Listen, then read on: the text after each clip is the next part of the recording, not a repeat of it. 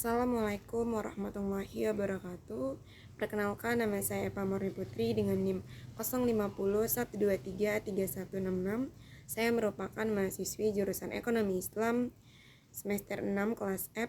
Pada video kali ini saya akan menjawab dan menjabarkan terkait soal UAS mata kuliah evaluasi proyek dengan dosen pengampu Bapak Muhammad Nabil Ulwa MBA. Langsung aja ke nomor 1. Soal pertama ini menanyakan tentang definisi evaluasi proyek dan perannya di 3 tahapan utama. Evaluasi proyek sendiri merupakan proses sistematis untuk menilai apakah sebuah proyek itu sudah berjalan sesuai rencana dan mencapai tujuan serta memberikan manfaat nyata bagi pihak yang ingin dituju. Evaluasi ini dilakukan melalui 3 tahap. Tahap pertama itu namanya tahap pra-pelaksana, di mana evaluasi ini dilakukan sebelum proyek dimulai. Jadi di sini kita menilai kelayakan proyek dari sisi teknis, finansial, dan sosial. Tujuannya itu agar sumber daya tidak terbuang sia-sia untuk proyek yang sejak awal memang tidak layak. Contohnya, sebelum membangun pasar syariah dilakukan studi kelayakan terlebih dahulu.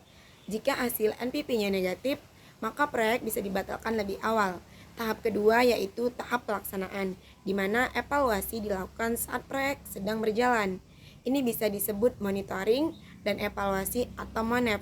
Tujuannya ini mendeteksi penyimpangan lebih awal agar bisa segera diperbaiki. Contohnya jika realisasi anggaran sudah 60%, tapi progres fisiknya itu baru 40%, itu sinyal bukti bahwasannya ada masalah yang harus segera ditangani. Tahap ketiga yaitu tahap pasca pelaksanaan, di mana evaluasi dilakukan setelah proyek selesai untuk menilai dampak nyata di lapangan. Hasilnya menjadi bahan pembelajaran untuk proyek berikutnya. Contohnya ini, setelah program pemberdayaan UMKM berbasis Mudharabah selesai, dievaluasilah apakah pendapatan peserta benar-benar meningkat atau tidak. Jadi, evaluasi di setiap tahap ini saling melengkapi. Pra untuk memvalidasi kelayakan dan ongoing untuk menjaga kualitas, dan pasca untuk akuntabilitas dan perbaikan ke depannya. Lanjut ke soal nomor 2. Pada soal nomor 2, ini membahas faktor-faktor penyebab kegagalan proyek. Jadi secara umum ada beberapa faktor utama yang menyebabkan sebuah proyek itu gagal. Yang pertama itu perencanaan yang lemah. Jadi tujuannya tidak jelas, anggarannya tidak realistis, serta jadwalnya terlalu optimis. Yang kedua itu manajemen resiko yang buruk. Jadi resiko tidak diidentifikasi sejak awal, sehingga ketika masalah itu muncul tidak ada nih rencana mitigasinya. Dan yang ketiga, komunikasi yang tidak efektif antara pemilik proyek, pelaksana, dan penerima manfaat tidak sinkron. Sumber daya yang tidak memadai, baik dari sisi dana, SDM maupun teknologi. Yang kelima, korupsi dan penyimpangan anggaran. Dana tidak digunakan sesuai peruntukannya. Sebagai contoh nyata, saya ambil dari proyek Hambalan. Ini adalah proyek pembangunan pusat olahraga nasional di Bogor yang menjadi salah satu kegagalan proyek terbesar di Indonesia.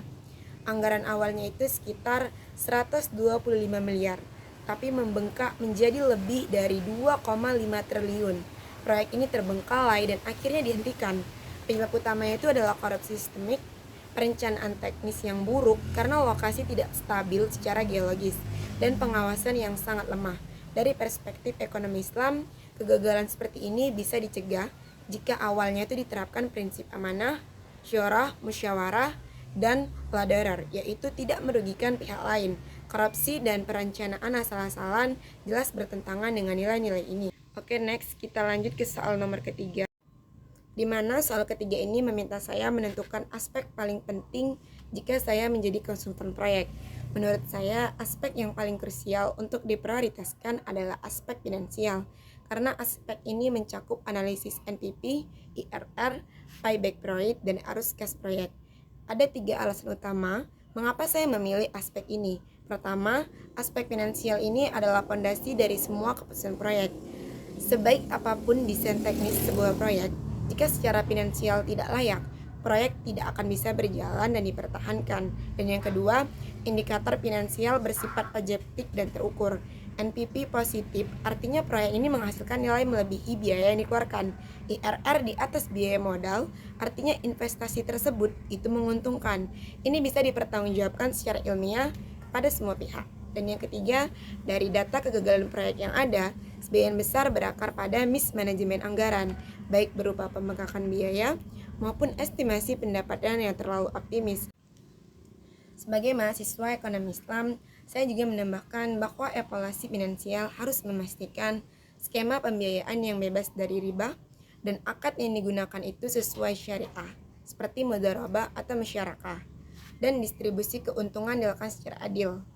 Jadi, aspek finansial bukan hanya selalu tentang krusial secara konvensional, tapi juga harus memenuhi standar syariah agar proyek benar-benar memberikan maslahat bagi semua pihak.